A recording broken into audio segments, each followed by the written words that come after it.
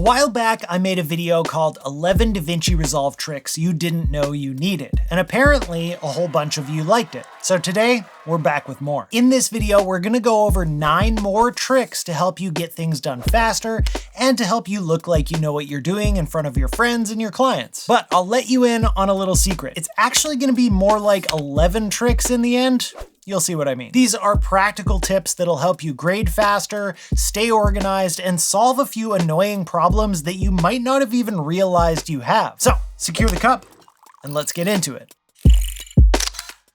All right, let's start with the simple one that I use all the time, the freeze frame. Maybe you want to pause on a funny face or hold a shot for a graphic. Here's the fastest way you can do it. Right-click on your clip, go to Change Clip Speed, and check the freeze frame box. Resolve will automatically freeze the clip starting from wherever your playhead is sitting. It'll actually split the clip at that point, and the second section becomes its own still frame. You can stretch it out, you can trim it down, whatever you want. No fusion, no weird workarounds, just a clean hold on exactly the frame that you need. Now, technically that was tip 1A because there's also another way to do a freeze frame, and depending on what you're doing, it might actually work better. So let's call this next one tip 1B. So that first method gives you a freeze frame that lasts as long as you want it to, but what if you only want to pause for a second and then you want to keep the clip going afterwards? This is where the retime control version comes in. So right-click on your clip and choose retime controls. Move your playhead to the frame that you want to freeze on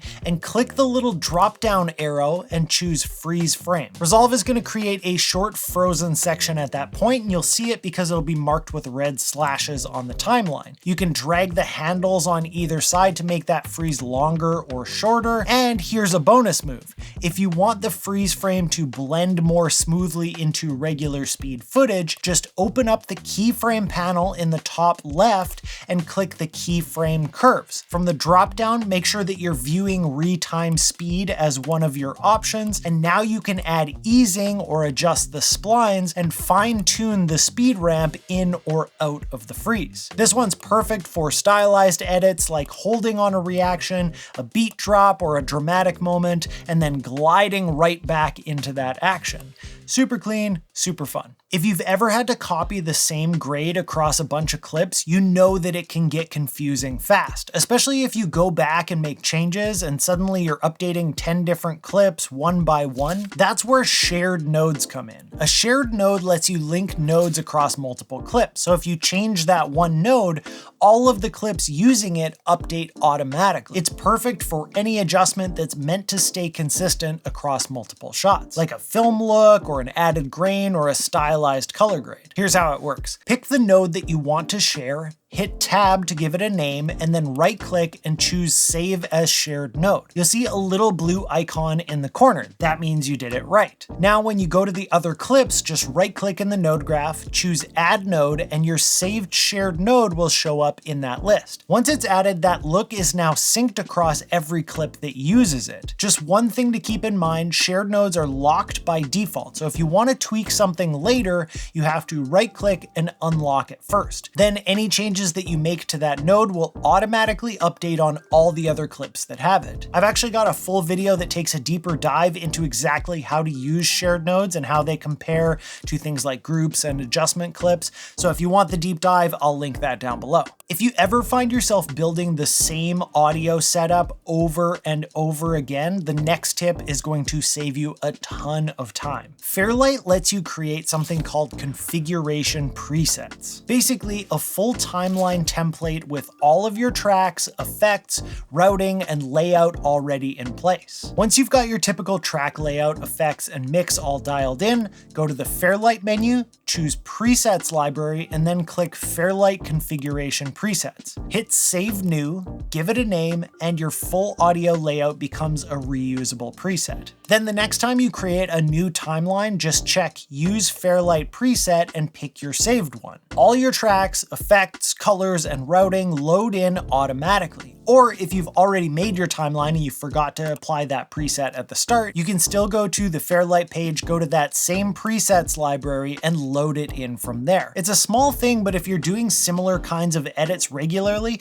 this can seriously speed up your workflow. Now, since everything that we're talking about in this video is designed to help you work faster and smarter in Resolve, it makes sense that the sponsor of this video fits that exact theme. MotionVFX makes plugins and effects that save you time and make your videos look better without needing to build anything from scratch. A lot of the graphics and titles that you see in my videos, things like animated arrows, callouts, and text pop-ups, those are from MotionVFX. They've got some of the most practical and useful tools for content creators and filmmakers that I've ever come across. A few packs that I use all the time are the MTuber series, built specifically for YouTubers with things like subscribe buttons, pop-ups, and lower thirds. There's the M How-To pack, which is perfect for tutorial videos with step-by-step graphics, hand pointers, and tooltips. We've got M Reels, which is made for vertical content, M Message for creating little text message and social media bubble style effects. And all of these are plug and play. Just drag them into your timeline, tweak the settings, and you're good to go. And while obviously I mostly use their DaVinci Resolve tools, they've also got plugins for Final Cut, Premiere, After Effects, and overlays as well, titles, Luts. Seriously, there's something in there for pretty much everybody, for pretty much every occasion. I highly recommend checking them out. There's a link down in the description below, and using that link helps out the channel too.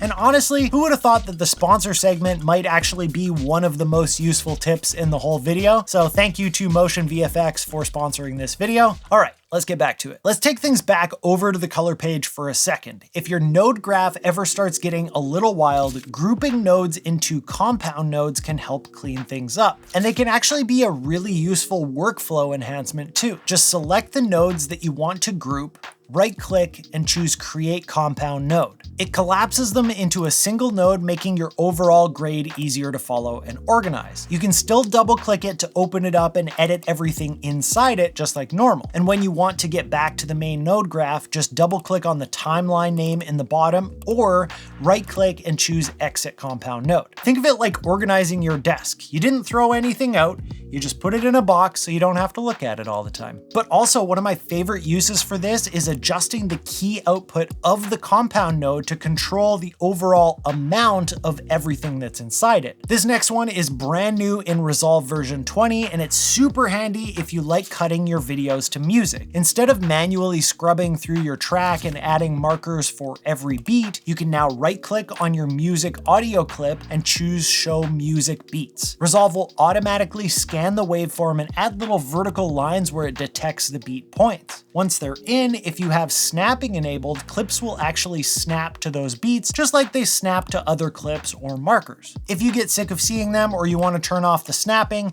you can always just uncheck Show Music Beats again. So there's no more tapping M on your keyboard and just hoping that your timing's good. Instant beat guides, ready to go. It's a huge time saver for music videos, montages, reels, anything where timing matters. There's a fun little button on the left side of your timeline that can be really handy once you're working in multiple layers. It's called Auto Track Selector, and it basically tells Resolve which tracks should be included when you use editing tools like cutting, pasting, or ripple deleting. For example, let's say you want to make a cut across all your layers except for one. Just turn off Auto Track Selector on that track, set your playhead, and hit cut.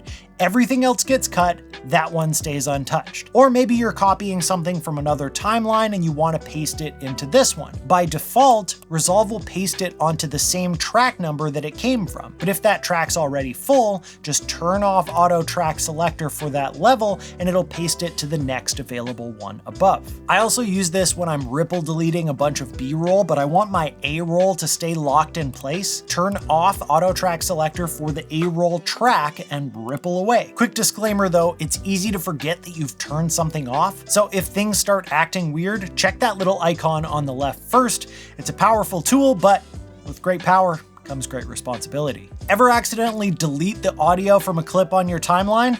This one's gonna blow your mind. It's called Match Frame, and it's a lifesaver. Just select the video clip in your timeline, set your playhead in the middle of that clip, and press F on your keyboard, or click the Match Frame button at the bottom of the viewer. Resolve will open the original source in the source viewer already queued up to the exact same frame and with the in and out points matched to the clip on your timeline. From here, you can either click the little audio waveform icon and drag the audio down, or hold Shift and drag from anywhere to grab just the audio. Then drop it in alignment with the video already on your timeline, and boom, your sound is back without messing up any of the video. One thing you might want to do after this is highlight both the video and the audio, right click and choose link clip so they don't lose each other again. The only downside, I haven't found a way to do this for a bunch of clips at once. It's a one at a time kind of deal, but for what it is, quick, simple, and life-saving. If you've ever used the shortcut Command or Control T to add a transition, you've probably noticed that it always defaults to a cross dissolve. But what if that's not your go-to? You can actually set any transition as your default. Just open the effects library, right-click on the transition that you want, and choose Set as Standard Transition. You'll know it worked because a little red marker will appear on that transition in the effects panel. Now, every time you hit the shortcut, you'll get that transition instead, whether you prefer the updated smooth cut from Resolve 20, Blur Dissolve, or something from a plugin pack. No more dragging and replacing every time. And here's a bonus. If you hit Alt or Option T, it adds your default video transition only. And if you hit Shift T, it adds your default audio transition only. And just like that, now you're a transition expert. Whether you're delivering graded selects, collaborating with other editors, or prepping assets for Reels and Shorts,